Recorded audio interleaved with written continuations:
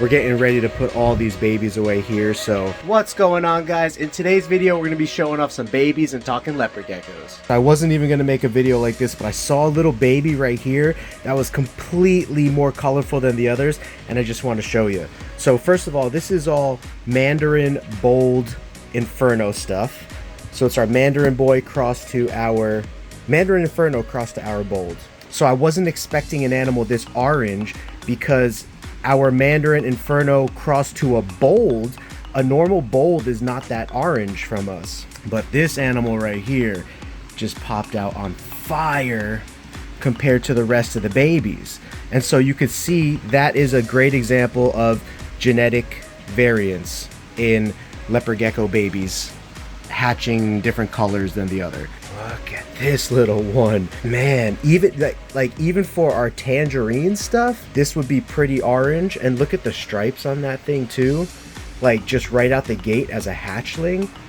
But compared to all of the other siblings, you can really see that it is just way more orange than something like that, and especially something like this, which has more of a yellow coloration to it. All really cool in their own respects.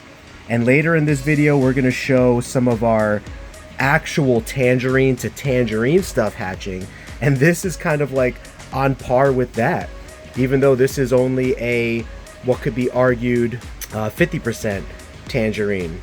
And look at the little whites on the toes. That's a good sign of het eclipse. All right, this is going to be one of my favorite opens right now. These are Fasciolatus snows and Fasciolatus super snows.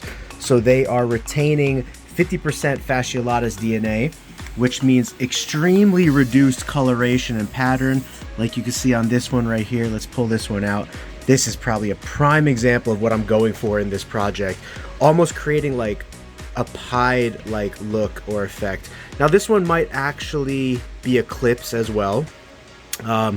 We'll see. I don't see a white tail tip, or I don't really see a white tip to the nose, but there is so much reduced spotting and pattern because of the Fasciolatus that this could just be a pure Fasciolatus super snow. Not a pure 100% Fasciolatus, but I'm saying this could just be a base super snow, 50% Fasciolatus, and not an eclipse. And then here's another example, one that looks a little bit different. Actually, there was one in here with a white tail tip. I thought there was. Let me see. Yeah, see, this one kind of looks like it has a white tail tip. This one doesn't right here, but that could just be natural variance. So definitely a super snow. Between this one and that one, I would definitely say the one on the right is the possible eclipse, but that could just be genetic variance of reduced pattern. And that's a really cool thing with leopard geckos. The regular Fasciolatus snows also look amazing, guys. I have some that I'm gonna do like a juvenile video on here soon. Oh my gosh.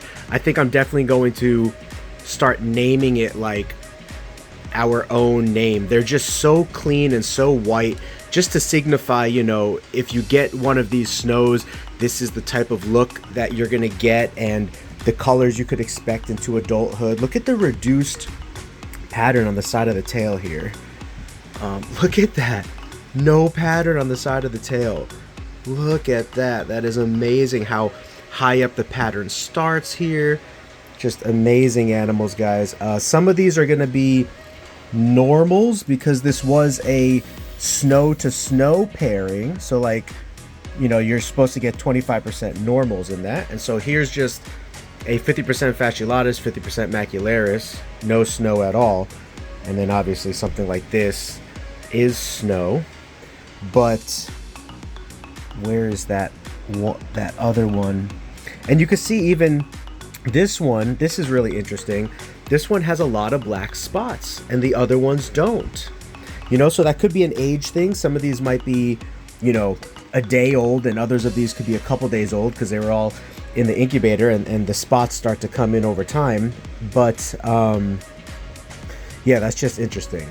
So you can see like normal max snows, they're just born with, you know, completely black and white, no spotting. But then as the days unfold, they'll start to gain a little bit of spotting as time goes on, like this.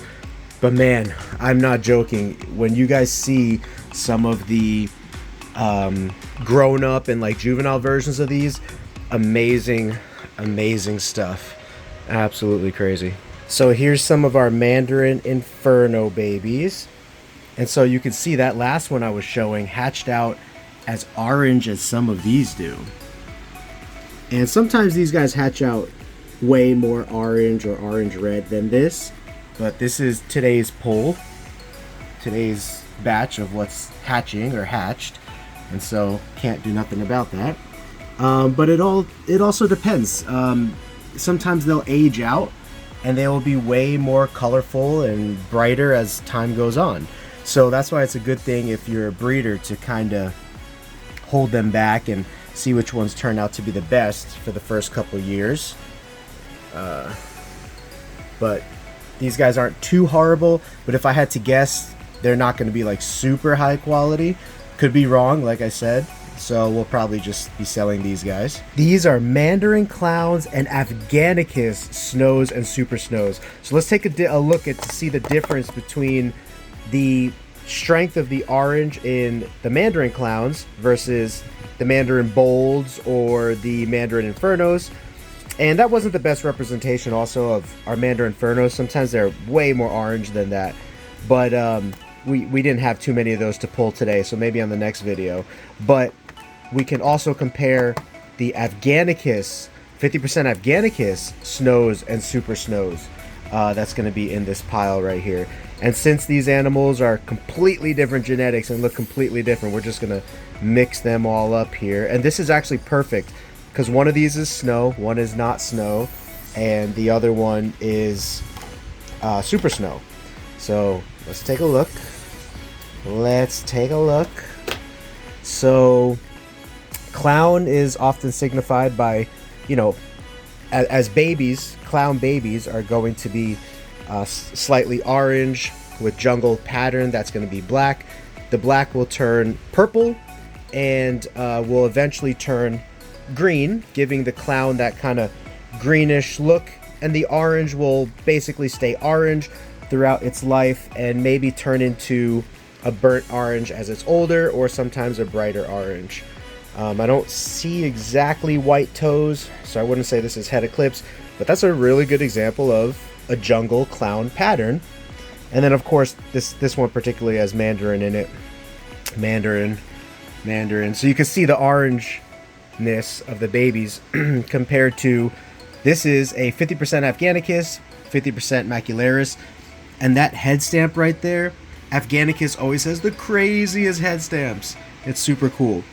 And then, I just realized I could zoom on this. I mean, I always knew that, but I just didn't do it before. So this is Afghanicus Snow, so you can see they're born with no spots, but this will become heavily spotted as it gets older because that is a key marker of Afghanicus is heavy spotting. And then here is the Afghanicus Super Snow.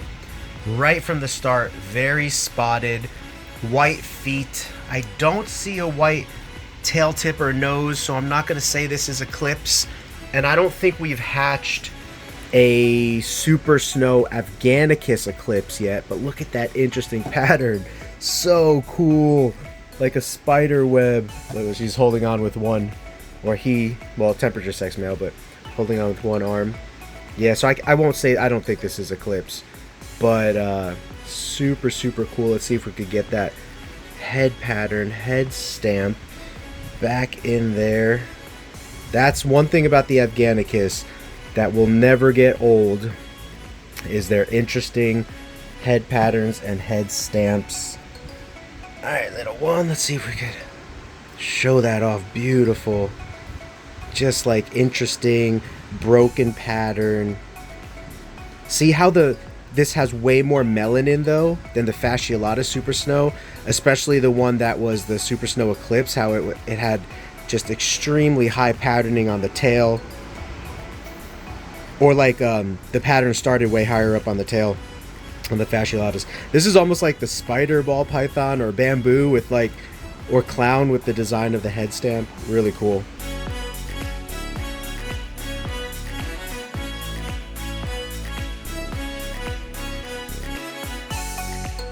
Alright, this isn't anything special. It's our Inferno Bold crosses, but you can see these guys are nowhere near as orange as our Mandarin or Mandarin Inferno Bold crosses, especially that first one at the beginning of the video. Bad egg here, bad egg there. This one hatched, that one hatched. But Inferno's still a good line of tangerine, but the Tremper but the Mandarin stuff that we have is what really brings out a lot of that deep, rich oranges. Alright guys, that is going to be all for now. Please stay tuned for more videos. Hit that like button and subscribe so that you can be on top of all new content that we drop. Please feel free to leave a comment below and I'll try to get back to you, as well as suggest some video topics. I got a bunch written down, but suggest something that maybe I don't have written down and I'll put it on the list. Thanks so much, and I'll see you in the next video. Until then, have a geeky gecko great day. Peace.